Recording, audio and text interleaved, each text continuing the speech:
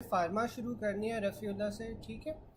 तो आप लोगों को मैं पढ़ता जाऊंगा, साथ में एक्सप्लेन करता जाऊंगा। If any of you have any question तो आप लोग जो है ना वो चैट बॉक्स में पूछ सकते हो, और अगर मैं आपसे कोई क्वेश्चन पूछता हूँ तो आपने चैट बॉक्स में साथ साथ रिप्लाई करते जाना है, ठीक है। Let's wait for a couple of minutes, सारे ज्वाइन कर लें तो फिर हम लोग फार्माकोलॉजी शुरू करते हैं, ठीक है।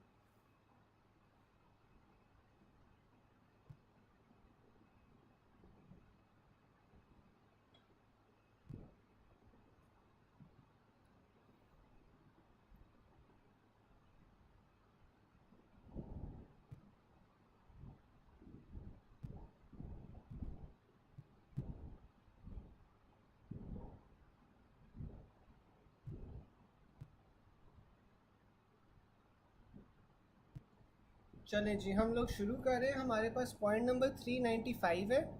पॉइंट नंबर 395 पे drug of choice for motion sickness, ठीक है। तो मोशन सिकनेस के लिए हमारे पास स्कोपोलामीन होता है, ठीक है। एयर सिकनेस के लिए साइक्लिजीन होता है। माउंटेन सिकनेस के लिए हमारे पास एसिटाजोलामाइड होता है। मॉर्निंग सिकनेस के लिए आपके पास ये ना सारी डिस्कशन कहाँ से क्या चीज़ करनी है ये हम लोग जो से ना क्लास के बाद जो हमारा मीट सेशन होगा उसमें हम ये सारी चीज़ें डिस्कस कर लेते हैं, ठीक है। अभी फ़िलहाल के लिए आप रफ़ीला करें, ठीक है। ये सारी चीज़ें हम जो मीट वाला सेशन होगा ना उसके अंदर हम डिस्कस कर लेंगे, ठीक। तो I was at point number 395। अभी हम फार्माकोलॉजी शुरू कर रहे थे। इसमें सबसे पहले हमारे पास मोशन सिकनेस आ जाती है। मोशन सिकनेस में हमने स्कोपोलामीन देनी है। एयर सिकनेस में हमने साइक्लिजीन देनी है। माउंटेन सिकनेस में एसिटाजोलामाइड देनी है। मॉर्निंग सिकनेस में आपने पेरिडॉक्सिन देनी है, और मोशन सिकनेस पे आपने स्कोपोलामीन देनी है। अब ये याद कैसे किया जाए? ये आप याद ऐसे कर सकते हो, अगर वॉइस कम आ रही है तो काइंडली आप एयरफोन्स यूज़ कर लो, क्योंकि ये आई गेस यूट्यूब पे इशू होता है। आप एयरफोन्स यूज़ करो, आपको सही हो जाएगी आवाज़, ठीक है। तो आप ये याद कैसे कर सकते हैं कि एयर सिकनेस में आपके पास साइक्लिजीन है, ठीक है। यानी कि लेट सपोज आप साइकिल चला रहे हो, साइकिल चलाते हुए आपको हवा लग रही है, एयर लग रही है, तो एयर सिकनेस में हमारे पास साइक्लिजीन आ जाती है। फिर माउंटेन सिकनेस में आपके पास एसिटाजोलामाइड आ जाती है। अगर आप एसिटाजोलामाइड का ए देखो तो ए जौन सा है वो माउंटेन की तरह लगता है, ठीक है। तो माउंटेन सिकनेस में आपके पास एसिटाजोलामाइड आ जाएगी। मॉर्निंग सिकनेस में आपके पास पेरिडॉक्सिम आ जाती है, ठीक है। अब आप ऐसे इमेजिन कर सकते हो कि आप एक बार सुबह उठे हो, मॉर्निंग में आपको पिरामिड नज़र आ रहे हैं, तो पेराडॉक्सिन जौन सी है ना वो आपके पास मॉर्निंग सिकनेस में होती है। मोशन सिकनेस में आपके पास स्कोपोलामीन होती है। लेट सपोज आपने एक स्कूप आइसक्रीम का खाया, उसके बाद आपको मोशंस आना शुरू हो गए, तो मोशन सिकनेस में आपके पास स्कोपोलामीन है। और अगर स्कोपोलामीन का ऑप्शन नहीं होगा तो फिर हम मैक्लेजिन चूज़ करेंगे, ठीक है। तो ये हमारे पास आ जाती हैं सिकनेसेस के अंदर कौन कौन सी हम ड्रग्स यूज़ करते हैं। फिर आपके पास ड्रग ऑफ चॉइस आ जाती है डायबिटिक पेशेंट विद हाइपरटेंशन, ठीक है। तो आपके पास एक डायबिटिक पेशेंट है, उसके अंदर आप हाइपरटेंशन कैसे मैनेज करते हो? तो आप कैप्टोप्रिल देते हो। कैप्टोप्रिल इज एस इनहिबिटर, ठीक है। एस इनहिबिटर्स के लेकिन हमें पता है कि साइड इफ़ेक्ट्स भी होते हैं। मुझे कोई बता सकता है चैट बॉक्स के अंदर कि एस इनहिबिटर का सबसे कॉमन साइड इफ़ेक्ट क्या है? एस इनहिबिटर का सबसे कॉमन साइड इफ़ेक्ट क्या होता है? कोई चैट बॉक्स में बता सकता है?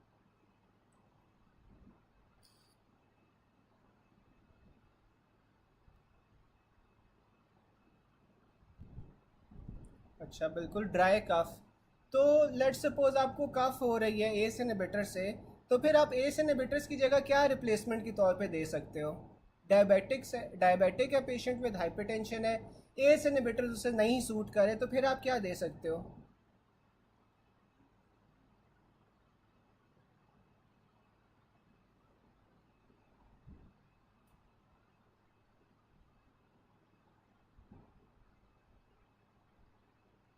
बिल्कुल एंजियोटेंसिन रिसेप्टर ब्लॉकर्स दे सकते हैं, बिल्कुल ठीक है। फिर हमारे पास ना कंडीशंस आ रही हैं और उसमें ड्रग ऑफ चॉइसेस आ रही हैं। अच्छा, सबसे पहले मुझे ये बताओ कि एपिलेप्सी में और सीजर्स में फ़र्क क्या होता है? एपिलेप्सी में और सीजर्स में क्या फ़र्क होगा?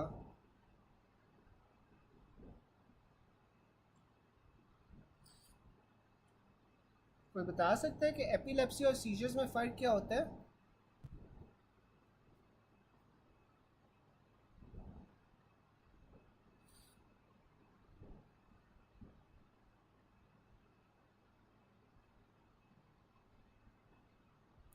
अच्छा, जो एपिलेप्सी होती है ना, epilepsy is a broader term, ठीक है।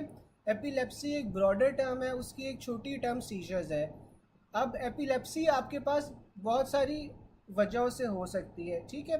एपिलेप्सी जौन सी है ना, बहुत सारी वजूहात की वजह से हो सकती है।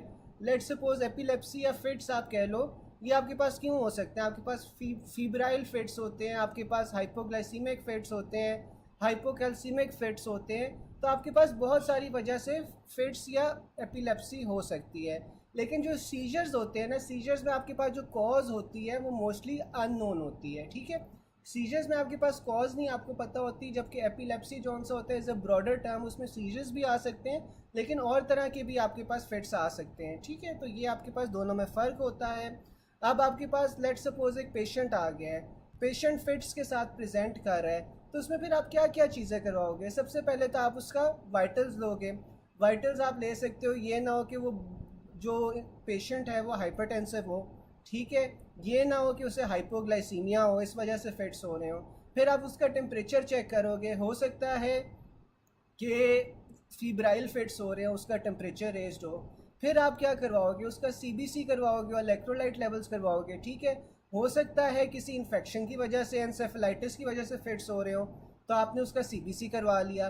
फिर आप उसके इलेक्ट्रोलाइट्स लेवल्स करवाते हो, उसमें आप कैल्शियम देखते हो, मैग्नीशियम देखते हो, ग्लूकोज देखते हो, ये सारी चीज़ें आप देखोगे, ठीक है। तो आप उसके इलेक्ट्रोलाइट लेवल्स भी करवा लोगे। फिर अगर आपके पास वो भी चीज़ें नॉर्मल आ रही हैं तो फिर आप सस्पेक्ट करोगे कि सीजर्स हैं, ठीक है। अब सीजर्स में आपके पास सबसे पहले पार्शियल सीजर्स आ जाते हैं। पार्शियल सीजर्स में आपके पास ड्रग ऑफ चॉइस क्या होती है? कार्बामेज़ापिन होती है, ठीक है। पार्शियल सीजर्स में आपके पास कार्बामेज़ापिन होगी, बच्चों के अंदर आपने फिनोबार्बिटल दे देनी है। फिर आपके पास टॉनिक क्लॉनिक सीजर्स आ जाते हैं। टॉनिक क्लॉनिक सीजर्स में आपके पास सोडियम वैल्प्रोएट आ जाती है। सोडियम वैल्प्रोएट आपने टॉनिक क्लॉनिक सीजर्स में देनी है। अच्छा, मुझे कोई बता सकता है कि ये जो सोडियम वैल्प्रोएट होती है किस नाम से आती है बाज़ार में, या ब्रांड नेम इसका क्या है जो आप देते हो ओपीडी में या फिर आप वार्ड्स में दे रहे होते हो, तो ये किस नाम से दे रहे होते हो? कोई बता सकता है?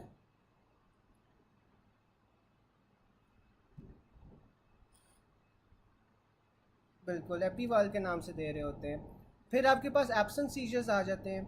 जो एब्सेंट सीजर्स होते हैं उसमें आपके पास ड्रग ऑफ चॉइस क्या होती है? उसमें आप इथोसक्सेमाइड देते हो। मायोक्लॉनिक सीजर्स में आप क्या देते हो? अगेन सोडियम वैल्प्रोएट देते हो, ठीक है। तो टॉनिक क्लॉनिक और मायोक्लॉनिक सीजर्स दोनों में आप सोडियम वैल्प्रोएट दे रहे हो। एब्सेंट सीजर्स में आप इथोसक्सेमाइड दे रहे हो, पार्शियल सीजर्स में आप कार्बामेज़ापिन दे रहे हैं, ठीक है। फिर आपके पास स्टेटस एपिलेप्टिकस आ जाता है। अब जो स्टेटस एपिलेप्टिकस है उसमें क्या होता है? रेजिस्टेंट आपको फिट्स पड़ रहे होते हैं, ठीक है। और वो जौन से होते हैं कंटिन्यूस होते हैं, नहीं सही हो रहे होते, तो फिर उसमें आपने बेंजोडाइजेपिन्स दे देनी है, ठीक है। बेंजोडाइजेपिन्स आपको पता है कि वो न्यूरल डिप्रेसेंट्स हैं, ठीक है। तो ये आप बेंजोडाइजेपिन्स दोगे, इसमें आपने लोराज़ेपाम को प्रेफर करना है ओवर डाइज़ेपाम। फिर उसके बाद MRSA आ जाती हैं। जो MRSA होती हैं उनमें आपने वैंकोमाइसिन या लेंजेलॉइड्स देने हैं, ठीक है। वैंकोमाइसिन को प्रेफर करना होगा लेंजेलॉइड्स। तो अब आपके पास जो MRSA है ये नॉर्मली आपके पास जो हॉस्पिटल में बहुत लंबी देर से पड़े होते हैं लोग, या जो वेंटिलेटर्स पे होते हैं, उनके अंदर ये रेजिस्टेंट इन्फेक्शन होती है, इसके अंदर आपने वैंकोमाइसिन को चूज़ करना होगा लेंजेलॉइड्स। फिर आपके पास वेंट्रिकुलर टेकिकार्डिया आ जाता है, ठीक है, या इंक्रीज हार्ट रेट। अब आपके पास जो वेंट्रिकल्स हैं वो तेज़ी से बीट कर रहे हैं, वेंट्रिकुलर टेकिकार्डिया हुआ है, तो इसमें आपने एम्योड्रोन दे देनी है। फिर सुप्रा वेंट्रिकुलर टेकिकार्डिया। अब सुप्रा वेंट्रिकुलर टेकिकार्डिया में आप क्या देते हो? एडिनोसिन देते हो। एडिनोसिन देने से भी पहले आप सुप्रा वेंट्रिकुलर टेकिकार्डिया में क्या करते हो? आपने करोटिड मसाज करनी है, ठीक है। एक साइड पे आपने करोटिड मसाज करनी है, करोटिड मसाज से आप हार्ट रेट जौन सा है वो कम करोगे, फिर आप जौन सा है वो एडिनोसिन दे देते हैं, ठीक है। फिर आपके पास वेंट्रिकुलर फिब्रिलेशन आ जाती है। वेंट्रिकुलर फिब्रिलेशन में आपने लाइडोकेन या लिग्नोकेन देना है। हाइपरट्रोफिक ऑब्स्ट्रक्टिव कार्डियोमायोपैथी आ जाती है। हॉकम में आपने फिर जौन से बीटा ब्लॉकर्स देना है ओवर वेरापामिल, ठीक है। इसमें आपने बीटा ब्लॉकर्स देने हैं, वेरापामिल्स। और फिर आपके पास प्रेगनेंसी इंड्यूस्ड हाइपरटेंशन आ जाती है। जो प्रेगनेंसी इंड्यूस्ड हाइपरटेंशन है इसमें आपने लबीटालॉल को प्रेफर करना है ओवर हाइड्रोलाजीन। फिर आपके पास एक्लेम्पसिया आ जाता है, एक्लेम्पसिया में आपने मैग्नीशियम सल्फेट देना है। बैक्टीरियल वेजाइनोसिस में आपके पास फिशी स्मेल वजाइनल डिस्चार्ज होता है, बैक्टीरियल वेजाइनोसिस में आपने मेट्रोनिडाजोल देनी है। प्रेग्नेंट लेडी है, थायरोटॉक्सिकोसिस है, फर्स्ट ट्राइमेस्टर के अंदर हमने प्रोपाइल थायोयूरेसिल देनी है, और सेकंड और थर्ड ट्राइमेस्टर के अंदर आपने मेथीमाजोल देनी है, ठीक है। अब आपके पास मेथीमाजोल आप फर्स्ट ट्राइमेस्टर पे क्यों नहीं देते, क्योंकि मेथीमाजोल जौन सी होती है वो टेराटोजेनिक होती है, ठीक है, तो इसलिए आपने ये फर्स्ट ट्राइमेस्टर में नहीं देनी। और बाद में आप जो प्रोपाइल थायोयूरेसिल दे रहे होते हो उससे रिप्लेस क्यों कर देते हो आप मेथीमाजोल से, क्योंकि ये फिर हेपेटोटॉक्सिक होती है जो प्रोपाइल थायोयूरेसिल होती है, इसीलिए आप इसे फर्स्ट ट्राइमेस्टर के बाद रिप्लेस कर देते हो। फिर आपके पास अपर जीआई ब्लीड में आपने क्या देना है, अपर जीआई ब्लीड में आपने टर्लीप्रेसिन देना है ओवर ऑक्ट्रियोटाइड, ठीक है। अपर जीआई ब्लीड में हम टर्लीप्रेसिन देंगे ओवर ऑक्ट्रियोटाइड। फिर हमारे पास एमसीक्यूज आ रहे हैं, in a patient of asthma and IHD which drug should be use to control BP during operation. तो इसमें आपने आईवी नाइट्रोग्लिसरिन दे देनी है। जो आईवी नाइट्रोग्लिसरिन होती है ये वेजोडाइलेटर होगी। फिर आपके पास आ जाता है patient with ventricular tachycardia, increase heart rate and abnormal QRS complex. तो वेंट्रिकुलर टैकीकार्डिया में हमने ऊपर पढ़ा था, हम क्या देते हैं, एम्योड्रोन देते हैं। Drug of choice in methyl MRSA, तो एमआरएसए में आपने वैंकोमाइसिन को प्रेफर करना ओवर लिंजोलॉइड। अगर ये दोनों ऑप्शन से मौजूद नहीं है तो फिर आप फ्यूसिडिक एसिड दे सकते हो। Drug of choice for hypertrophic obstructive cardiomyopathy, तो हॉकम में हमने बीटा ब्लॉकर्स को प्रेफर करना है ओवर वरापामिल। फिर आप drug of choice absent seizures में क्या होती है, तो एब्सेंट सीजर्स में अभी हमने ऊपर पढ़ा था इथोसक्सामाइड होती है। एक्लेम्सिक पेशेंट ऑन ओटी टेबल आपके पास ड्रग ऑफ चॉइस क्या है, आईवी हाइड्रोलाजीन। अच्छा, अब जो एक्लेम्सिया है ना, एक्लेम्सिया के अंदर आपने MgSO4 को प्रेफर करना है, ठीक है। यहाँ पे MgSO4 को आपने प्रेफर करना है आईवी हाइड्रोलाजीन से। फिर a female with fishy smelly vaginal discharge, clue cells और माइक्रोस्कोपी, तो आपके पास ड्रग ऑफ चॉइस क्या होगी, मेट्रोनिडाजोल होगी। A female has burning pain during urination. She is diagnosed to have UTI. The organism cultured identified as oxidase positive, non-lactose fermenting, greenish color, fruity smell. अच्छा, अब ये मुझे कोई बता सकता है कि ये किस चीज़ का सिनेरियो है, कौन सा बैक्टीरियल इन्फेक्शन का सिनेरियो है?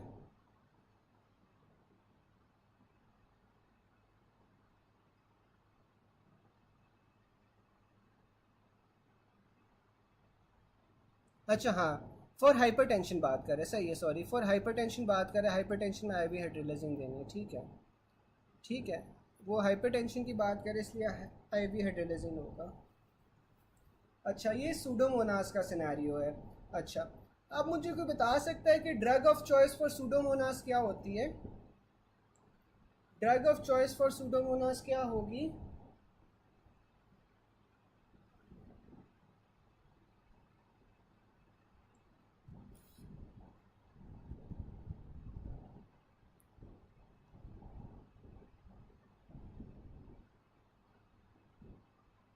सूडोमोनास के लिए ड्रग ऑफ चॉइस क्या होती है, कोई बता सकता है?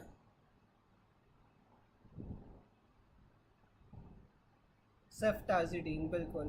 अच्छा, अब अगर ये आ जाए कि यूटीआई एसोसिएटेड विद सूडोमोनास, तो उसके अंदर ड्रग ऑफ चॉइस क्या होती है? यूटीआई एसोसिएटेड विद सूडोमोनास, उसमें ड्रग ऑफ चॉइस क्या होगी?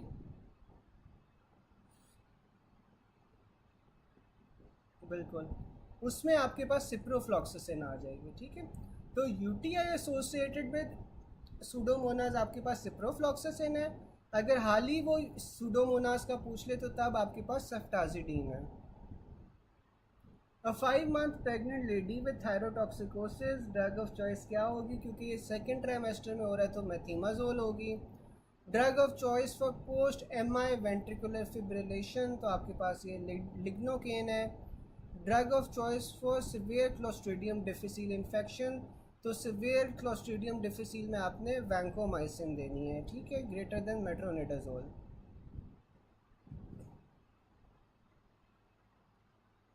हाँ, तो ये गलत लिखा हुआ है ना, इसमें आपने सिप्रोफ्लॉक्सासिन देनी है, इसमें सिप्रोफ्लॉक्सासिन देनी है। अगर यूटीआई के साथ एसोसिएटेड है ना तो फिर हमने सिप्रोफ्लॉक्सासिन देनी है। अगर हाली सूडोमोनास है तो फिर आपने सेफ्टाजिडीन देनी है। फिर आपके पास आ रहा है drug of choice for pseudomembranous colitis. तो सूडोमेम्ब्रेनस कोलाइटिस के लिए आपने मेट्रोनिडाजोल देनी है। अगर मेट्रोनिडाजोल नहीं है तो फिर आप वैंकोमाइसिन को चूज़ कर सकते हैं, ठीक है। First line therapy is oral metronidazole for 10 to 14 days। If severe and not responding to metronidazole फिर आप ओरल वैंकोमाइसिन यूज़ कर सकते हो। फॉर लाइफ थ्रेटनिंग इन्फेक्शन आपने ओरल वैंकोमाइसिन और साथ में इंट्रावीनस मेट्रोनिडाजोल दोनों देनी है। तो अगर आपके पास वैंकोमाइसिन और मेट्रोनिडाजोल दोनों ऑप्शंस हैं तो आपने वो प्रेफर करना है। अब मॉर्फिन जौन सा होता है, मॉर्फिन इज़ एन ओपियोइड, और ये ओपियोइड जौन सा है आप टर्मिनल कैंसर के पेशेंट्स में यूज़ कर रहे हो। A non CLD patient with upper GI bleed, तो इसमें आपने जौन सा है IV ऑक्ट्रियोटाइड देनी है। GI ब्लीड में ड्रग ऑफ चॉइस क्या होता है, GI ब्लीड के अंदर आपके पास terlipressin is greater than octreotide. A CLD patient presented with hematemesis, the preferred immediate treatment is injection of triotide, ठीक है। तो अगर आपके पास GI ब्लीड है, GI ब्लीड के साथ साथ आपके पास CLD का पेशेंट है, तो उसमें आपने ऑक्ट्रियोटाइड को प्रेफर करना है। लेकिन अगर हाल ही GI ब्लीड का सिनेरियो दिया हुआ है without telling you that the patient is suffering from CLD, तो उसमें आपने फिर टर्लीप्रेसन को चूज़ करना है ओवर ऑक्ट्रियोटाइड। फिर ट्रैवलर्स डायरिया में आपके पास क्या होता है, नॉरफ्लॉक्सासिन इज ग्रेटर देन डायफेनॉक्सिलेट, ठीक है। ट्रैवलर्स डायरिया में आपके पास नॉरफ्लॉक्सासिन इज ग्रेटर देन डायफेनॉक्सिलेट। फिर अल्सरेटिव कोलाइटिस के अंदर आपके पास ड्रग ऑफ चॉइस क्या होती है, सल्फासेलाजीन। अगर आपके पास पेशेंट आया है अक्यूट अल्सरेटिव कोलाइटिस का, तो अक्यूट अल्सरेटिव कोलाइटिस में आपने स्टीरॉइड्स देनी है, लेकिन मेंटेनेंस के लिए आपने जौन सा है वो सल्फासेलाजीन देनी है। फिर आपके पास बैक्टीरियल वेजाइनोसिस का सिनेरियो आ रहा है। जो बैक्टीरियल वेजाइनोसिस है उसमें आपने मेट्रोनिडाजोल देनी थी। गैस गैंग्रीन में आप पेनिसिलिन दोगे। नेसेरिया मेनिंजाइटिस में भी आप पेनिसिलिन G दोगे। Drug of choice for systemic fungal infection, तो सिस्टेमिक फंगल इन्फेक्शन के अंदर आपने एम्फोटेरिसिन B देनी है। Drug of choice for gas gangrene, तो गैस गैंग्रीन में आपने पेनिसिलिन देनी है। फिर आपके पास आ रहा है drug of choice for bee sting swollen face with peri orbital oedema, तो इसमें आपने IM एड्रेनालिन देनी है। Drug of choice for gonorrhoea, तो गोनोरिया में आपने जो से सेफ्ट्राइक्सोन देनी है। बैक्टीरियल मेनिंजाइटिस में भी आपने सेफ्ट्राइक्सोन को प्रेफर करना है, वो पेनिसिलिन G। फिर आपके पास हाइपोथायराइडिज्म आ जाती है। जो हाइपोथायराइडिज्म है उसमें आपने लीवोथायरॉक्सिन देनी है, जबकि हाइपरथायराइडिज्म में आप प्रोपाइल थायोरेसिल और मेथिमाजोल देते हो। फिर drug of choice for fungal sinusitis amphotericin B है। एनाल्जेसिक जो आप एक्यूट पैंक्रेटाइटिस में दे रहे होते हो पैथिडीन होती है। Common drug use in nasal and sinus fungal infection, तो आपने एम्फोटेरिसिन B देनी है। एंडोमेट्रियोसिस में आपने मेडॉक्सी प्रोजेस्ट्रॉन को प्रेफर करना है ओवर डेनाजोल, ठीक है। एंडोमेट्रियोसिस में आपके पास क्या होता है, आपके पास हर्सूटिज्म होता है, मेल लाइक सिम्टम्स आना शुरू हो जाते हैं, तो इसमें आपने मेडॉक्सी प्रोजेस्ट्रॉन देना है ओवर डेनाजोल। यूरिनरी इनकॉन्टिनेंस में आपके पास ड्रग ऑफ चॉइस क्या होती है, यूरिनरी इनकॉन्टिनेंस में आपने ऑक्सीब्यूटाइनिन देनी है। Drug of choice in moderate to severe congestive heart failure, तो कंजेस्टिव हार्ट फेलियर में आपने जो ड्रग ऑफ चॉइस होती है वो कैप्टोप्रिल होती है, ACE इनहिबिटर्स होती है। Have the highest mortality benefit in heart failure in more than 10 trials, ठीक है।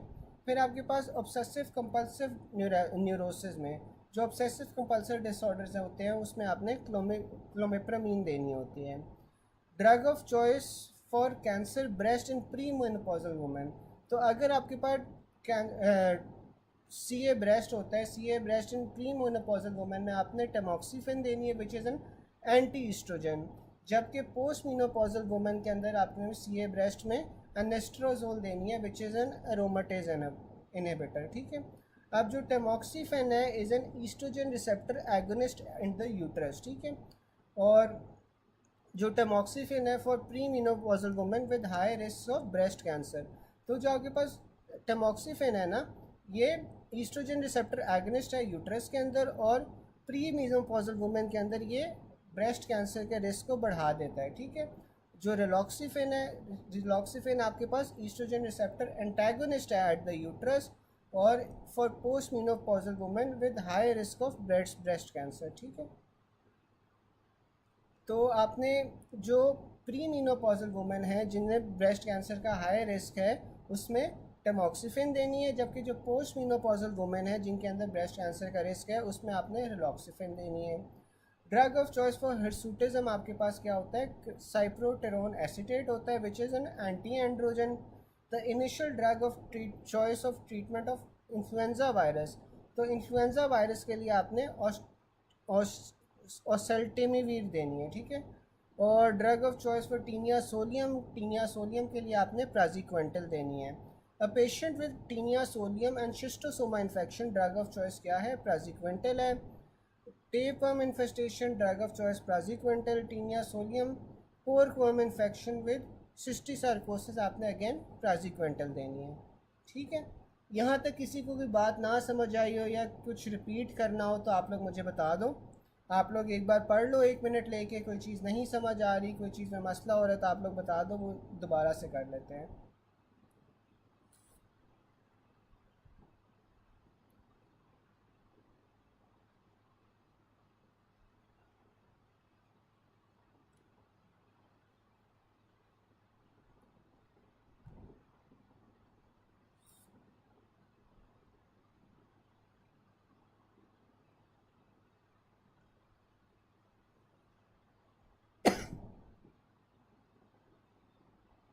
किसी को कोई कन्फ्यूजन अभी तक, कोई चीज़ ना समझ आई हो?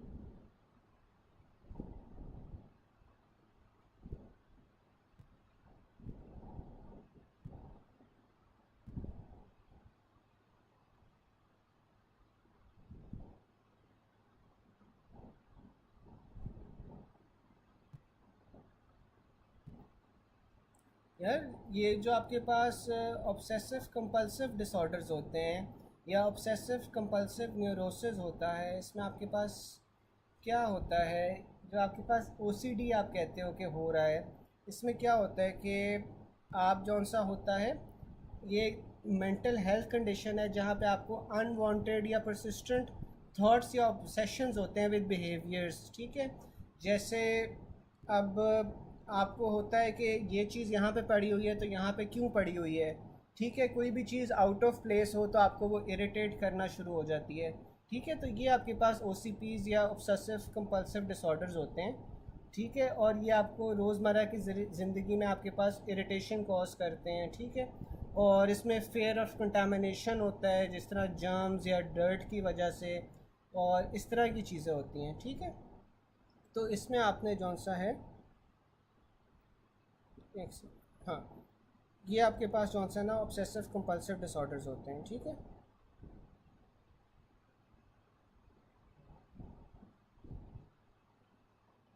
चले,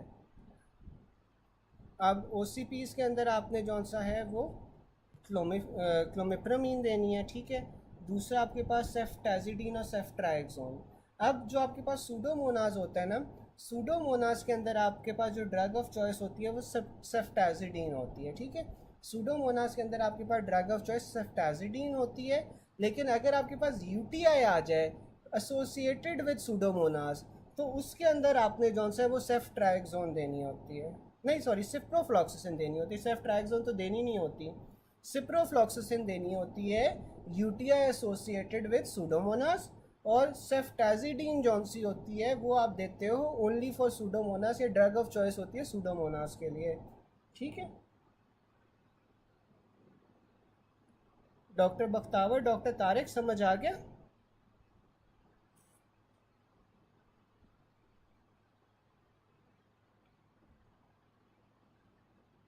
सेफ्ट्राइक्सोन तो आप जौन सा है वो मेनिंजाइटिस के अंदर देते हो ना,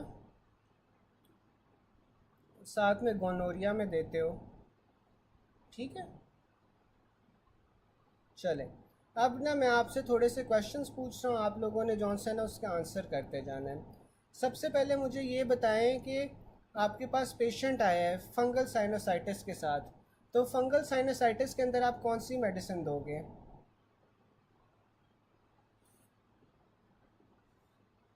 फंगल साइनोसाइटिस में कौन सी मेडिसिन देंगे?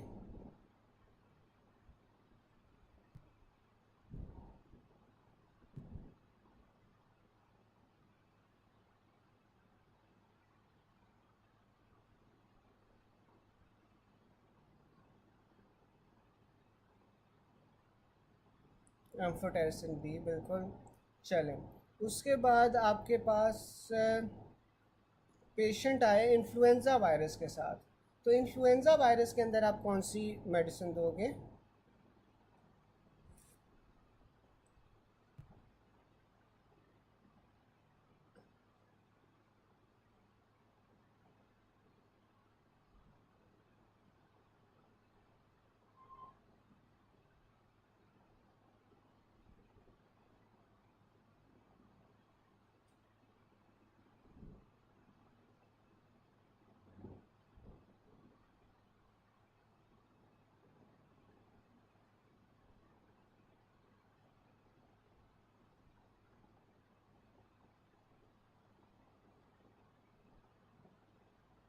बिल्कुल।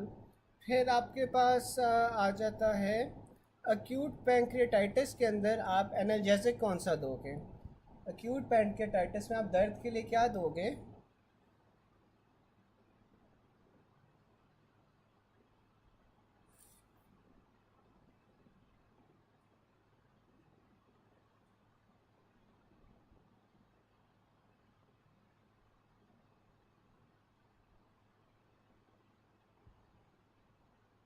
बिल्कुल। चलो, उसके बाद आप मुझे बताओ कि अल्सरेटिव कोलाइटिस के साथ एक पेशेंट आया है इमरजेंसी में, तो आप इमरजेंसी में उसे क्या दोगे सबसे पहले अल्सरेटिव कोलाइटिस वाले पेशेंट को?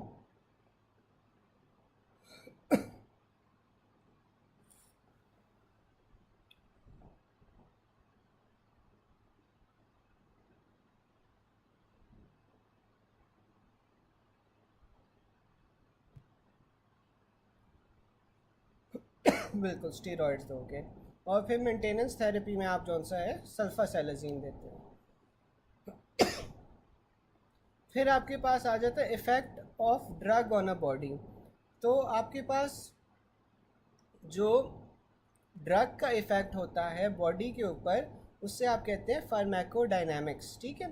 फार्माकोडायनामिक्स क्या होगी? कोई ड्रग्स होती हैं जो वेजोडाइलेशन करवा रही होती हैं, कोई ड्रग्स होती हैं जो आपका हार्ट रेट इंक्रीज़ कर रही होती हैं, एक्स वाई जी जो भी आपका इफ़ेक्ट होगा ड्रग का बॉडी के ऊपर, उससे आप फार्माकोडायनामिक्स कहते हो। फार्माकोकाइनेटिक्स क्या होती है? फार्माकोकाइनेटिक्स आपके पास action of body on the drug होती है, ठीक है। जिस तरह आपके पास एक्सक्रीशन आ जाती है, मेटाबॉलिज्म आ जाती है ड्रग की, वो सारी एक्शन जौन सी होती हैं वो आपकी बॉडी की होती है ऑन द ड्रग, तो उससे आप फार्माकोकाइनेटिक्स कहते हो। फिर आपसे जब पूछा जाए कि drug drug interaction by click, तो सॉरी, ड्रग ड्रग इंटरेक्शन के लिए आपके पास फार्माकोकाइनेटिक्स भी होती हैं, फार्माकोडायनामिक्स भी होती हैं। टेकीफाइलैक्सिस क्या होता है? टेकीफाइलैक्सिस आपके पास रैपिड डिक्रीज होता है in to responsiveness to a drug, ठीक है। तो रैपिड डिक्रीज अगर आपके पास हो जाएगा ड्रग की रिस्पॉन्सिवनेस में, तो उसे आप टेकीफाइलैक्सिस कहते हो। जो एसिडिक ड्रग्स होती हैं वो एल्ब्यूमिन के साथ बाइंड करती हैं, जबकि जो बेसिक ड्रग्स होती हैं वो आपके पास ग्लाइकोप्रोटीन्स के साथ बाइंड करती हैं। Amount of drug which reaches the systemic circulation after administration, तो आपके पास जो ड्रग होती है जो फर्स्ट पास मेटाबॉलिज्म पास से गो थ्रू करके जो सिस्टेमिक सर्कुलेशन में जाती है, उससे आप क्या कहोगे? फार्माकोकाइनेटिक्स कहोगे, क्योंकि वो आपके पास बॉडी का एक्शन है ऑन द ड्रग, ठीक है। फिर आपके पास ड्रग ड्रग इंटरेक्शन में फार्माकोकाइनेटिक्स फार्माकोडायनामिक्स दोनों आ जाता है। Regarding plasma albumin more readily binds with acidic drugs, ठीक है। तो आपके पास जो प्लाज्मा एल्बुमिन है वो ज़्यादा एसिडिक ड्रग के साथ बाइंड करता है, जबकि जो बेसिक ड्रग्स होते हैं उनके साथ आपके पास ग्लाइकोप्रोटीन्स बाइंड करते हैं। जो टैकीफाइलैक्सिस है that is diminish response to drug. फिर regarding adverse effect of drug आपके पास क्या विच इज़ करेक्ट, तो आपके पास जो एडवर्स इफेक्ट्स होते हैं ना वो वेरिएबल होते हैं, they depend on a lot of other factors as well, कि आप उस ड्रग के साथ कोई और ड्रग ले रहे हो या नहीं, आप खाली पेट ले रहे हो, खाने के बाद ले रहे हो, आप कितनी अमाउंट में ड्रग ले रहे हो जो आपके पास साइड इफ़ेक्ट्स कॉज कर रहे हैं। तो ये जो साइड इफ़ेक्ट्स होते हैं ना ये वेरिएबल होते हैं, बहुत सारी और चीज़ों के ऊपर डिपेंड करते हैं, ठीक है। तो जो साइड इफ़ेक्ट्स ऑफ ड्रग्स हैं वो वेरिएबल होते हैं। यहाँ तक किसी को कोई क्वेश्चन हो, कोई चीज़ ना समझ आई हो? यहाँ तक किसी को कोई चीज़ ना समझ आई हो?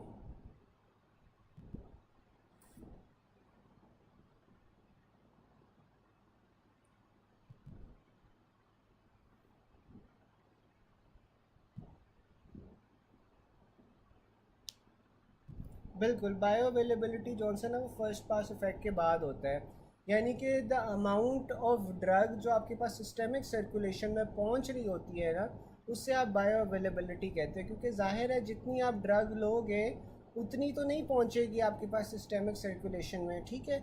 उसमें से काफ़ी सारी जौन सी है वो फर्स्ट पास मेटाबॉलिज्म के थ्रू एलिमिनेट हो जाएगी पहले ही, तो वो से आप बायो अवेलेबिलिटी कहते हो।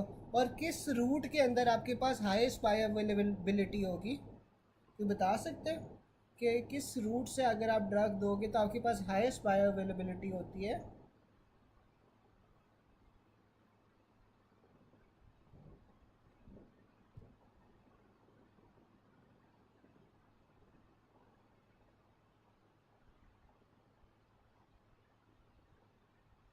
बिल्कुल, आईवी। फिर आपके पास आ जाता है थेरेप्यूटिक विंडो। आपके पास क्या होती है? Therapeutic dose range. Therapeutic index क्या होता है? It is the ratio of dose that produces toxic effect to the dose that produces desirable clinical effect, ठीक है। तो आपके पास थेरेप्यूटिक इंडेक्स क्या होता है? थेरेप्यूटिक इंडेक्स रेशियो होती है to the dose of drug जो कि आपके पास टॉक्सिक इफेक्ट कॉज कर रही होती है, to the dose of drug जो कि आपके पास डिज़ायरेबल क्लिनिकल इफेक्ट कॉज कर रही होती है।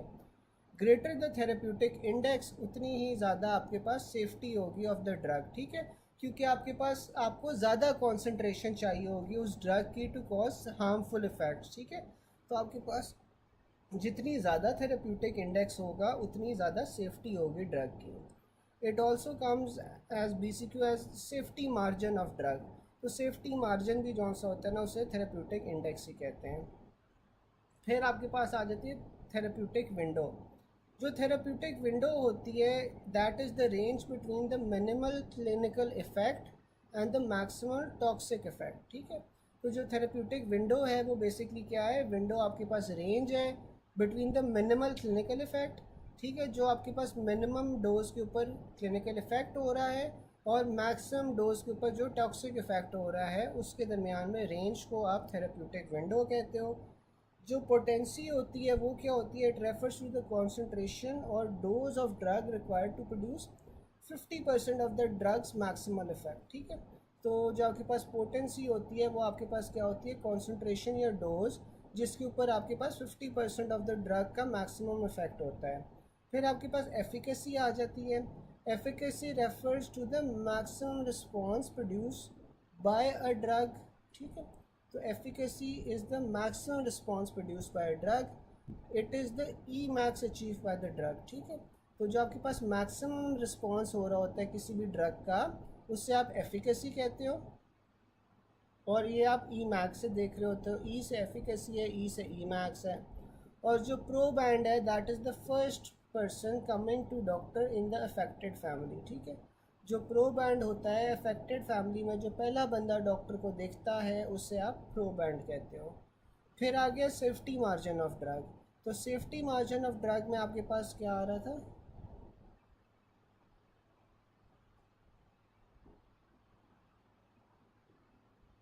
किस में डॉक्टर तारिक मिनिमम आता है मैक्सिमम की जगह? एफिकेसी में। एफिकेसी में मिनिमम आता है।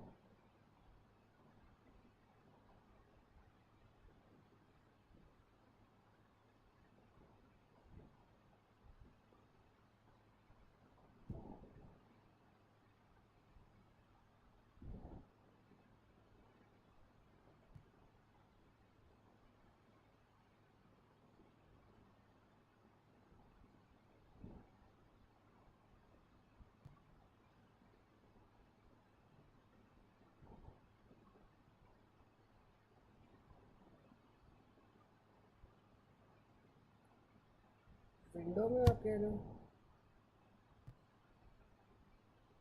नहीं, ये सही है, ये थेरेप्यूटिक विंडो भी सही लिखा हुआ है। ये मैक्सिमम क्लिनिकल इफेक्ट और मैक्सिमम मिनिमम क्लिनिकल इफेक्ट होता है, मैक्सिमम टॉक्सिक इफेक्ट होता है। ये सही है रेंज, ये सही है रेंज, ये गलत नहीं लिखे हुए।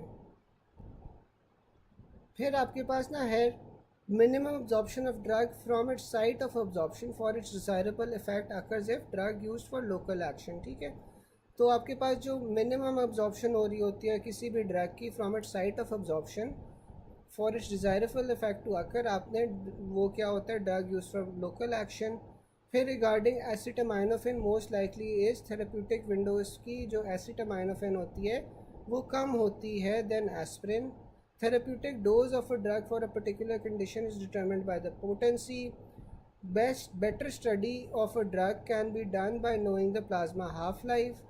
Therapeutic dose of drug in clinical is decided on potency. Therapeutic index of a drug आपके पास क्या चीज़ इंडिकेट कर रही होती है? सेफ्टी।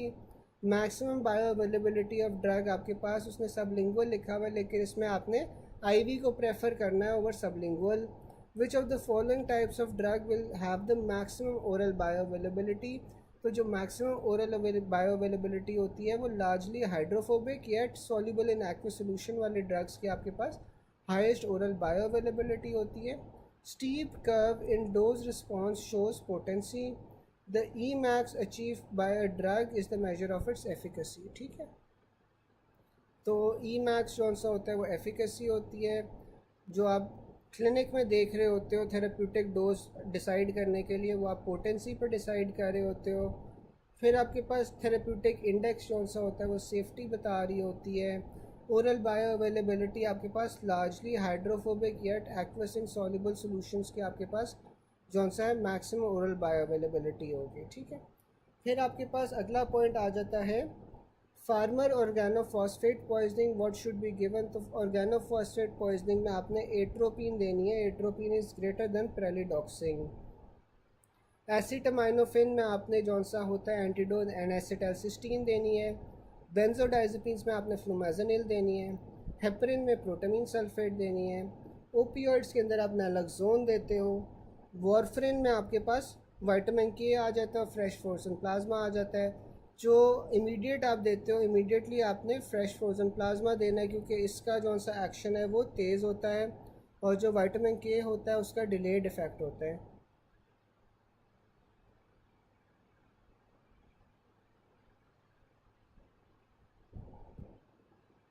एक सेकेंड,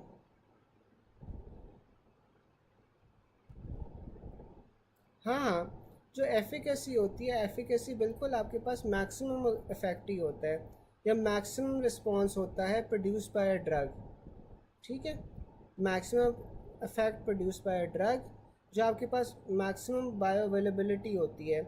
मैक्सिमम बायो अवेलेबिलिटी आपके पास आईवी ग्रेटर देन सबलिंगुअल होती है। सही है, तो इसमें आईवी को आपने प्रेफर करना है ओवर सबलिंगुअल। ठीक है, आईवी को सबलिंगुअल के ऊपर प्रेफर करना है। ठीक है डॉक्टर आमना,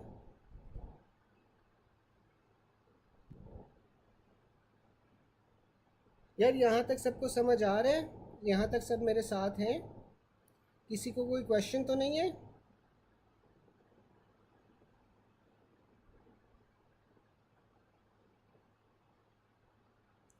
डॉक्टर फरहान, ये मैं 12th एडिशन पढ़ा रहा हूँ रफ़ीउल्लाह का।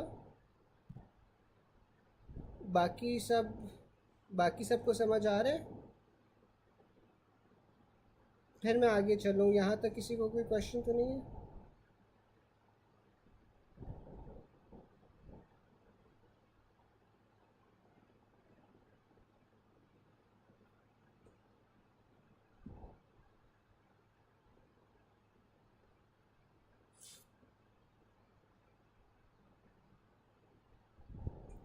अच्छा, अभी ना हम एंटीडोट्स पढ़ रहे थे, तो एंटीडोट्स में ना हमारे पास क्या था कि अगर ऑर्गेनोफॉस्फेट पॉइजनिंग है तो ऑर्गेनोफॉस्फेट पॉइजनिंग के अंदर आपने एट्रोपिन देनी है विच इज़ ग्रेटर देन प्रेलिडॉक्सिन। ठीक है, फिर आपके पास एसिटामाइनोफिन आ जाती है।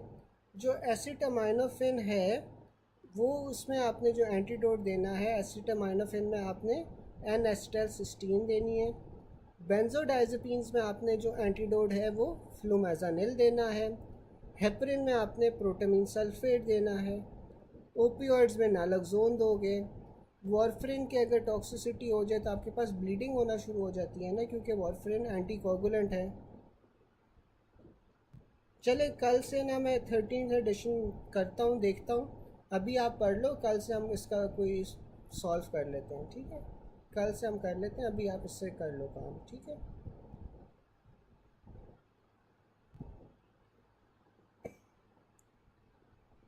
फिर आपके पास ना वॉरफरिन आ जाता है। वॉरफरिन के अंदर जौन सा है ना, आपके पास ब्लीडिंग डिसऑर्डर होता है, ठीक है? क्योंकि ये एक एंटीकोगुलेंट है। तो इसमें आपने जौन सा है विटामिन के देनी है, जो कि डिलेड इफेक्ट कॉज करती है। इमीडिएट के लिए आपने जौन सा है ना वो फ्रेश फ्रोजन प्लाज्मा देना है, ठीक है? फिर आपके पास मेथोट्रेक्सेट आ जाता है। मेथोट्रेक्सेट आपके पास डीमार्ड है, तो इसमें आपने ल्यूकोवोरिन देनी है एंटीडोट। बीटा ब्लॉकर्स में आपने क्या देना है? बीटा ब्लॉकर्स में इंसुलिन और ग्लूकागोन देना है। फिर आपके पास कार्बन मोनोऑक्साइड आ जाती है। जब कार्बन मोनोऑक्साइड पॉइजनिंग होती है तो आपने 100% ऑक्सीजन देनी है। थीलियम के अंदर आपने पर्शियन ब्लू देनी है। फिर ट्राईसाइक्लिक एंटी डिप्रेसेंट्स आ जाते हैं। जो ट्राईसाइक्लिक एंटी डिप्रेसेंट्स हैं इसमें आपने सोडियम बाइकार्ब देनी है। एस्पिरिन में भी आपने सोडियम बाइकार्ब देनी है। मॉर्फिन में आप नैलक्सोन दोगे।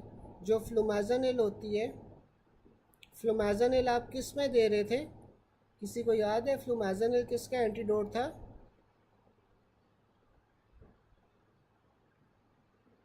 फ्लूमाज़ानिल किसका एंटीडोट था?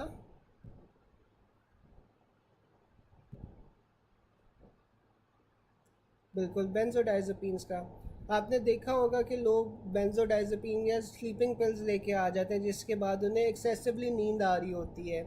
तो इसमें आप जौन सा है ना फिर फ्लूमाज़ानिल देते हो। और जो फ्लूमाज़ानिल होता है उसका duration of action 30 to 60 minutes होता है। पैरासीटामोल का आपके पास क्या एंटीडोट है? पैरासीटामोल में आपने एन-एसिटाइलसिस्टीन देनी है।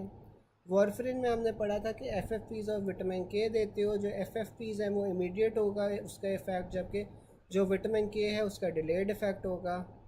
फिर आपके पास आ जाता है which of the following is the best route to give immediate antidote to drug? तो आपने आईवी देनी है। Unconscious patient with respiratory depression not responding to naloxone, तो आपने क्या करना है? फिनोबार्बिटोन उसे लिया होगा, ठीक है? अब क्योंकि देखो जो आपके पास नैलक्सोन होता है, नैलक्सोन आपके पास किस लिए होता है? नैलक्सोन में किस लिए होता है, कोई बता सकता है? ओपियोइड्स के लिए होता है, ठीक है ना? तो ओपियोइड्स उसने नहीं लिए, उसने फिनोबार्बिटोन लिया हुआ है। इस वजह से जौन सा है उससे जौन सा है रिस्पॉन्ड नहीं कर रहा, ठीक है?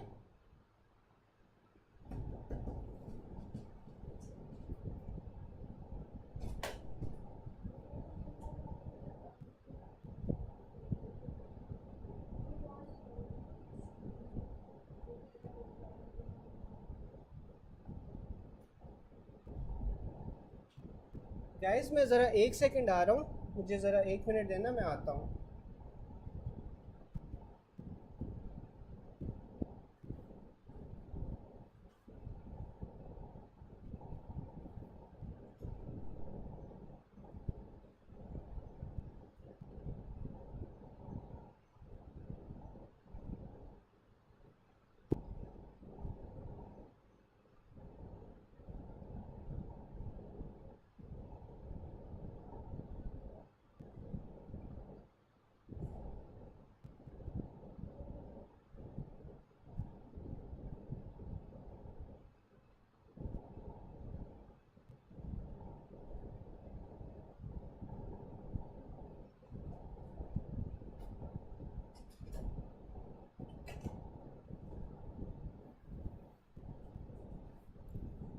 अच्छा, सॉरी, मैं आपके पास था कि नैलक्सोन का जौन सा है वो रिस्पॉन्स नहीं कर रहा, तो आपके पास क्या होगा? फिनोबार्बिटॉन होगा।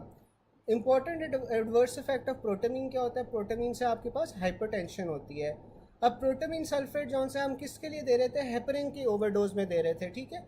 तो हेपरिन की ओवरडोज में आप क्या दे रहे थे? प्रोटामीन सल्फेट दे रहे थे। प्रोटामीन सल्फेट से ओवरडोज से क्या होता है, आपके पास हाइपोटेंशन हो सकती है, उसका एडवर्स इफेक्ट है। ल्यूकोबोरिन जो सा एंटीडोट था मेथोट्रेक्सेट का। In drug overdose the best route for administration क्या होता है, आईवी होती है। Scenario of unconscious patient landing in ER due to injection of large bottle of aspirin. What will increase the renal excretion of aspirin, तो आपके पास bicarb administration आती है। अब जो एस्प्रिन होता है, एस्प्रिन के ओवरडोज से आपके पास क्या होता है, एसिडोसिस होता है। तो एसिडोसिस को काउंटरैक्ट करने के लिए आप बाइकार्ब की एडमिनिस्ट्रेशन करोगे, और बाइकार्ब से आपके पास रीनल एक्सक्रीशन ज़्यादा हो जाएगी एस्प्रिन की। Common cause of increase bleeding time आपके पास क्या होता है, एस्प्रिन टॉक्सिसिटी होती है, क्योंकि जो एस्प्रिन होता है वो खून पतला कर रही होती है, तो इससे आपके पास ब्लीडिंग टाइम इंक्रीज हो जाता है। A patient came with aspirin overdose having respiratory acidosis, aspirin will be removed from the system by sodium bicarb. Aspirin toxicity can be treated by sodium bicarb. सही है, यहाँ तक किसी को कोई पॉइंट नहीं समझ आया हो?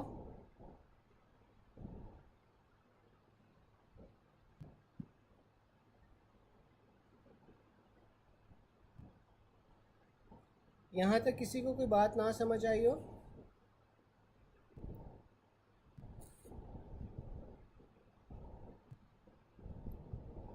यहाँ तक सबको क्लियर है?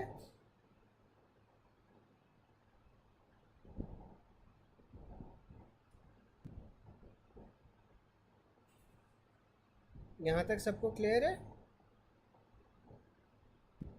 चलें, फिर आपके पास आ जाता है पोटेशियम डिप्लीशन में cause rise in bicarb plasma bicarbonate. तो अगर आपके पास पोटेशियम की डिप्लीशन हो जाती है, तो इससे आपके पास क्या होता है, सोडियम बाइकार्बोनेट जो सा होता है वो रेज होना शुरू हो जाता है। क्योंकि आपकी पोटेशियम की डिप्लीशन हो रही है, तो आपका एक पॉजिटिव आयन दूसरे पॉजिटिव आयन से रिप्लेस हो जाता है, तो इस वजह से आपके पास प्लाज्मा बाइकार्ब जो सा है वो बढ़ जाता है।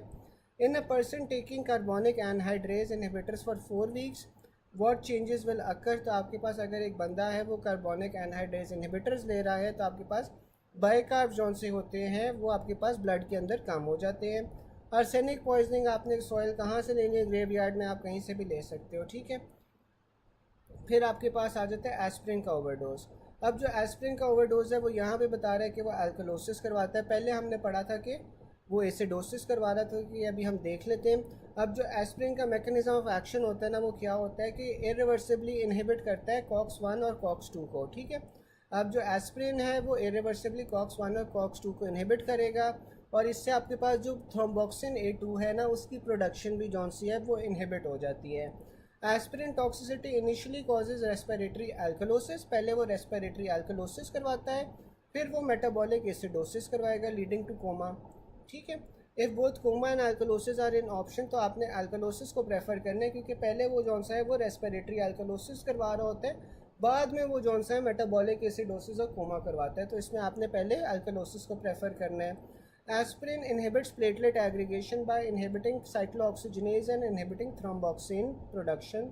एस्प्रिन ओवरडोज में आपके पास क्या क्या चीज़ें होती हैं, एस्प्रिन ओवरडोज में आपके पास टिनाइटस हो रहा होता है, respiratory alkalosis, metabolic acidosis, coma और डेथ, ठीक है। तो एस्प्रिन ओवरडोज का आपके पास निमोनिक है TRMCD, तो इसमें आपके पास टिनाइटस आ जाता है, रेस्पिरेटरी अल्कलोसिस आ जाता है, मेटाबॉलिक एसिडोसिस आ जाता है, फिर कोमा और डेथ, ठीक है। तो ये आपके पास एस्प्रिन ओवरडोज का ऑर्डर है। एस्प्रिन ओवरडोज का साइड इफ़ेक्ट क्या है, तो ओवरऑल हमने अल्कलोसिस को प्रेफर करना था, क्योंकि पहले वो अल्कलोसिस करवाता है, और कौन सी अल्कलोसिस करवाता है, रेस्पिरेटरी अल्कलोसिस करवाता है। एस्प्रिन फीवर कैसे रिड्यूस कर रहा है, फीवर आपके पास डिक्रीज प्रोस्टाग्लैंडिन्स से, ठीक है। तो जब आपके पास प्रोस्टाग्लैंडिन्स कम प्रोड्यूस होती हैं, तो उससे आपके पास फीवर कम हो जाता है।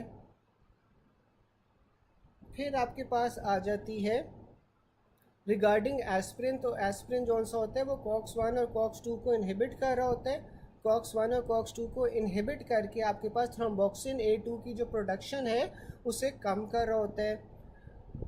फिर आपके पास आ जाता है genesis for long term aspirin therapy inhibition of thromboxane A2, which drug irreversibly inhibits the function of platelets. तो एस्प्रिन जो सा होता है वो इरिवर्सिबली बाइंड करता है ना कॉक्स 1 और कॉक्स 2 के साथ, तो ये इरिवर्सिबली प्लेटलेट्स का फंक्शन को इनहिबिट कर देता है। Aspirin inhibits the thrombus formation and inhibits platelet aggregation by inhibiting which function, तो आपके पास थ्रोम्बोक्सिन A2 आ जाता है। Mechanism of action of aspirin MI, तो MI के अंदर ये क्या करवाएगा, आपके पास थ्रोम्बोक्सिन सिंथेसिस को कम करवाता है। लो डोज सैलिसाइलेट्स या aspirin is prophylactically given in CAD, mechanism of action is thromboxane A2 inhibitor. Coronary artery disease में आप देते हो ना ये जो एस्पिरिन या सैलिसाइलेट, लो डोज में आप कॉर्नरी आर्टरी डिजीज़ में देते हो, और इसका मैकेनिज्म ऑफ एक्शन क्या होता है कि थ्रोम्बोक्सिन A2 का इनहिबिटर होता है। Which of the following NSAIDs are contraindicated in chronic liver disease, तो जो एस्पिरिन होता है वो आपके पास कॉन्ट्राइंडिकेटेड होता है क्रॉनिक लिवर डिजीज़ में, जबकि पैरासीटामोल जौन सा होता है ना वो सेफ़ होता है, लेकिन वो भी आपने रिड्यूस डोज में देना है, जो कि 2 to 3 ग्राम्स अ डे है लॉन्ग टर्म यूज़ के लिए, ठीक है। एनसेड्स जौन से होते हैं वो आप अवॉइड करते हो because of risk of renal impairment, hepatorenal syndrome और गैस्ट्रोइंटेस्टाइनल हेमरेज, ठीक है। यहाँ तक किसी को कोई क्वेश्चन हो या कोई चीज़ नहीं समझ आई हो तो आप लोग बताओ।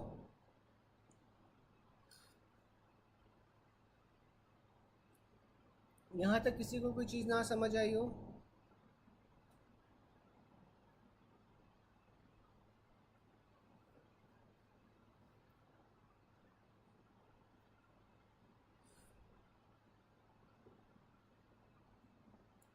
कोई चीज़ है ऐसी जो अभी तक नहीं समझ आई?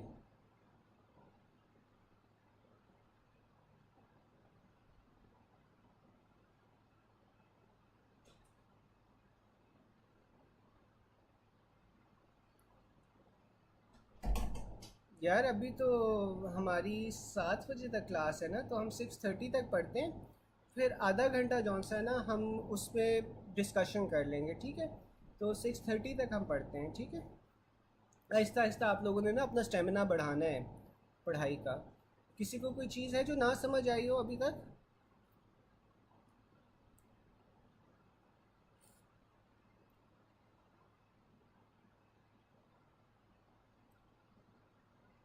कोई ऐसी चीज़ है जो अभी तक नहीं समझ आई? डॉक्टर अरूसा, देखो जो आपके पास नॉर्मल डोज होती है ना, नॉर्मल डोज आपके पास नॉर्मली 4 to 6 ग्राम्स होती है एस्पिरिन की, ठीक है। तो ये आप रिड्यूस डोज में 2 से 3 ग्राम्स जौन सी है वो देते हो, ठीक है, ताकि आप पैरासीटामोल की बात कर रहा हूँ, ठीक है। तो इसमें आप रिड्यूस डोज देते हो लॉन्ग टर्म यूज़ के लिए, ठीक है, CLD पेशेंट्स में। फिर आपके पास आ जाता है aspirin should be stop before surgery, how many days, तो एस्पिरिन जॉनसन अब आपने 1 हफ्ता पहले सर्जरी से रोक देनी है। Stop 1 week before surgery, remember as the first alphabet, तो आपने 1 वीक बिफोर सर्जरी रोक देनी है। फिर लिथियम आपने 2 हफ्ते पहले रोक देनी है सर्जरी से। एल में आपके पास 2 लाइंस आती हैं, तो इसमें आपने 2 वीक्स बिफोर सर्जरी रोक देनी है। MAO इनहिबिटर्स आपने 3 वीक्स पहले रोक देने सर्जरी से, ठीक है। अब MAO में आपके पास 3 लेटर्स आते हैं, तो 3 वीक्स बिफोर सर्जरी। फिर ईस्ट्रोजन पिल्स, ई आपके पास चौथा लेटर है, वो सॉरी, ई में आपके पास 4 लाइंस आती हैं, तो 4 लाइंस है, तो इसमें आपने 4 वीक्स पहले रोक देनी है सर्जरी से। फिर आपके पास आ जाती है सिलेक्टिव COX-1 और COX-2। अब आपने पढ़ा था कि जो एस्पिरिन होती है, एस्पिरिन तो COX-1 और COX-2 दोनों नॉन सिलेक्टिव इनहिबिटर होती है, और साथ में इरिवर्सिबली बाइंड करती है COX-1 और COX-2 के साथ। लेकिन अगर वो पूछ ले कि ज़्यादा सिलेक्टिव COX-2 इनहिबिटर कौन सा होता है, तो जो सिलेक्टिव होता है वो आपके पास सेलिकॉक्सिब होता है। लेकिन अगर वो पूछ ले कि सबसे ज़्यादा पोटेंट COX-2 इनहिबिटर कौन सा होता है, तो पोटेंट जौन सा है ना वो आपके पास मेलॉक्सिकैम होता है, ठीक है। सिलेक्टिव COX-2 इज सेलिकॉक्सिब, जबकि आपके पास potent COX-2 inhibitor is meloxicam. अगर आपसे वो पूछ ले कि COX-1 और COX-2 दोनों को इरिवर्सिबली इनहिबिट कौन सा कर रहा होता है, तो एस्पिरिन कर रहा होता है, जबकि COX-1 और COX-2 को रिवर्सिबली इनहिबिट आपके पास डाइक्लोफेनेक कर रहा होता है, ठीक है। फिर आपके पास आ जाती है हाफ लाइफ ऑफ केनामाइसिन। जो केनामाइसिन होती है आपके पास, उसकी हाफ लाइफ क्या होती है, पेरीलेफ में आपके पास 12 आवर्स होती है, इसकी रेंज 10 to 15 आवर्स है। हाफ लाइफ कोबाल्ट की क्या होती है, कोबाल्ट की आपके पास 5 साल होती है हाफ लाइफ। केजियम 137 की क्या होती है, 33 ईयर्स होती है।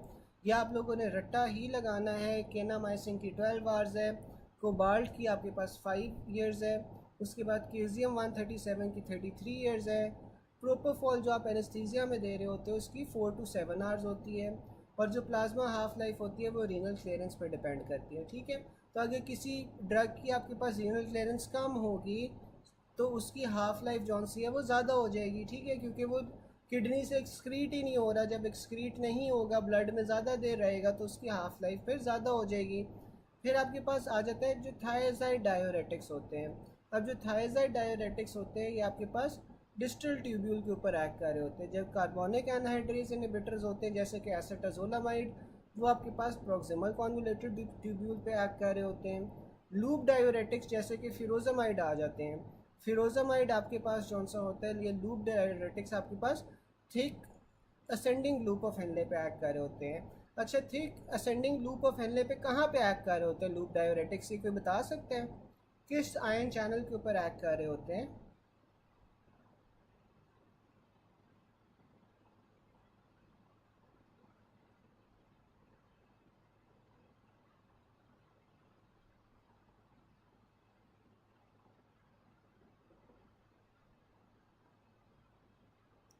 लूप डायोरेटिक्स किस आयन चैनल पे एक्ट कर रहे होते हैं?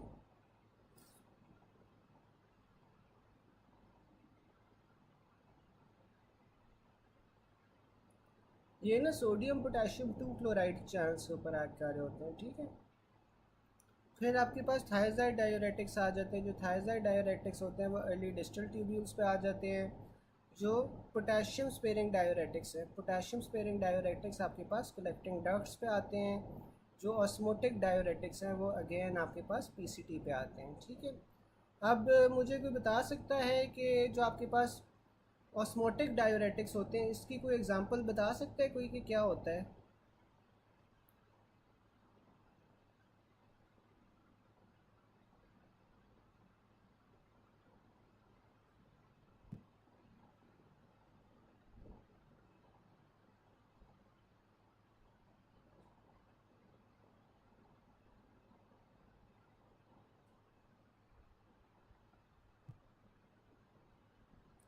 इसकी एग्जांपल में आपके पास मैनेटोल आ जाता है, ठीक है। मैनेटोल जो सा है ना वो आपके पास इसकी एग्जांपल होती है। अब मैं आप लोगों को एक ग्रुप पे पिक्चर भेज रहा हूँ, आप ग्रुप पे ये वाली पिक्चर देखो। अब इसमें आपको नज़र आ रहा है कि आपके पास जो कार्बोनिक एनहाइड्रेज इनहिबिटर है, इनका क्या काम होता है कि इन्होंने आपके पास जो सोडियम बाइकार्ब होती है इसकी रीअब्जॉर्प्शन को बचाना होता है, ठीक है। इसकी रीअब्जॉर्प्शन को ये बचाते हैं या उसे इनहिबिट करते हैं, तो ये आपके पास पीसीटी के ऊपर एक्ट कर रहे हैं, ठीक है। फिर आपके पास लूप डायोरेटिक्स आ जाते हैं। जो लूप डायोरेटिक्स हैं उन्होंने thick ascending loop of Henle पे एक्ट करना है, सोडियम पोटेशियम 2 क्लोराइड पे एक्ट करेंगे, ठीक है। फिर आपके पास जो पोटेशियम स्पेयरिंग डायोरेटिक्स होते हैं, पोटेशियम स्पेयरिंग डायोरेटिक्स आपके पास कलेक्टिंग डक्ट्स के ऊपर एक्ट करते हैं, ठीक है। इन्होंने पोटेशियम की रीअब्जॉर्प्शन करवानी होती है। और जो ऑस्मोटिक डायोरेटिक्स होते हैं वो भी आपके पास कौन से होते हैं, पीसीटी के ऊपर एक्ट कर रहे होते हैं, ठीक है। एक सेकंड मुझे देखने दे कितना रह गया है, ये ना हो कि आप लोगों के लिए ज़्यादा हो जाए। तो लेट मी सी कि कितना रह गया। अगर 2 दिन में हो जाएगा तो बस सही है, फिर आज के लिए बस करते हैं।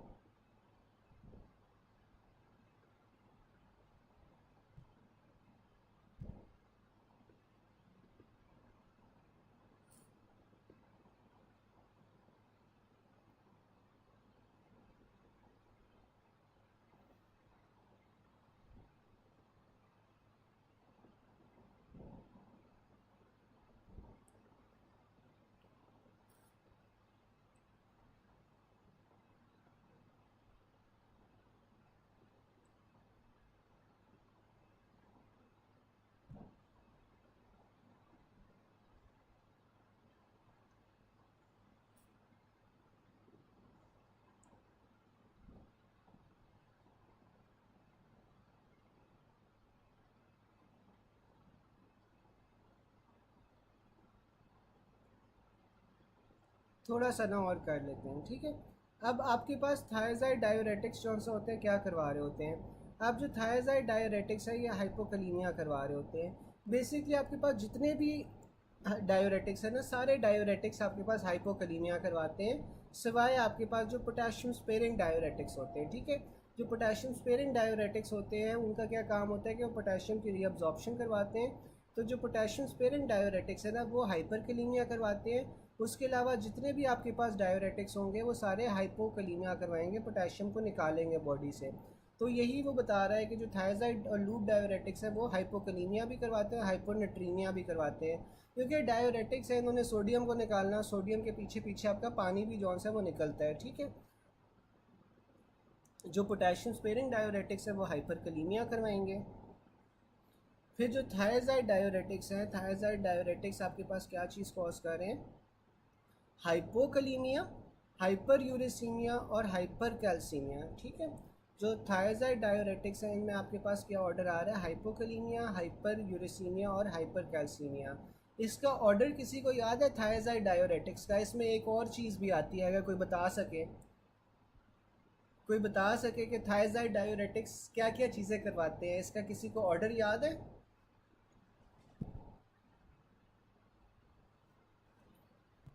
थायजाइड डायोरेटिक्स का ऑर्डर याद है किसी को?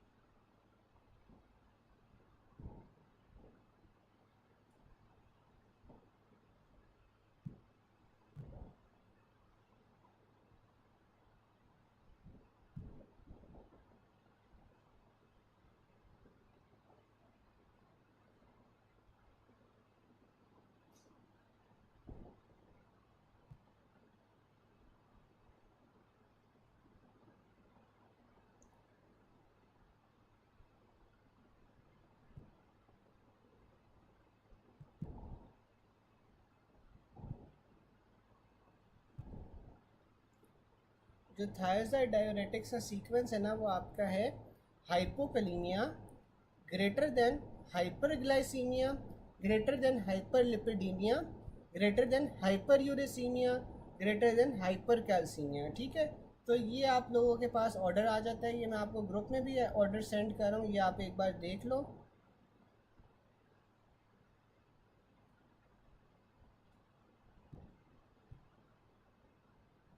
ठीक है। ये आपके पास जो सा है ना ऑर्डर है थायजाइड डायोरेटिक्स का। फिर आपके पास आ जाता है लूप डायोरेटिक्स, आपके पास हाइपोकलीमिया करवाते हैं। फिर आपके पास जो therapeutic and toxic side effects होते हैं लूप डायोरेटिक्स के, वो क्या होता है कि ब्लड वॉल्यूम को कम करते हैं। तो जो ब्लड वॉल्यूम को कम करना है ना, that is both a therapeutic as well as toxic side effect of loop diuretics, ठीक है। फिर आपके पास हॉकम के अंदर हाइपरट्रोफिक ऑब्स्ट्रक्टिव कार्डियोमायोपैथी पे कॉन्ट्राइंडिकेटेड ड्रग्स कौन सी होती हैं, आपके पास डाइजॉक्सिन आ जाती है, नाइट्रेट्स आ जाते हैं, एस इनहिबिटर्स आ जाते हैं, साथ में आइनोट्रोप्स आ जाते हैं। ये सारी की सारी ड्रग्स कौन सी होती हैं वो हाइपरट्रोफिक ऑब्स्ट्रक्टिव कार्डियोमायोपैथी में कॉन्ट्राइंडिकेटेड होती हैं, डाइजॉक्सिन, नाइट्रेट्स, एस इनहिबिटर और आइनोट्रोप्स। और इसमें आप देते क्या हो, इसमें आपने बीटा ब्लॉकर्स को देना प्रेफर करना है ओवर वेरापामिल, ठीक है। और उसमें उसके बाद आ रहा है कि जो हाइपरट्रोफिक कार्डियोमायोपैथी होती है इसमें क्या हो रहा होता है, तो इसमें आपके पास मायोसाइट्स डिसअरे हो रहा होता है, ठीक है। जो मायोसाइट्स होते हैं वो आउट ऑफ ऑर्डर आपके पास प्लेस हुए होते हैं, ठीक है।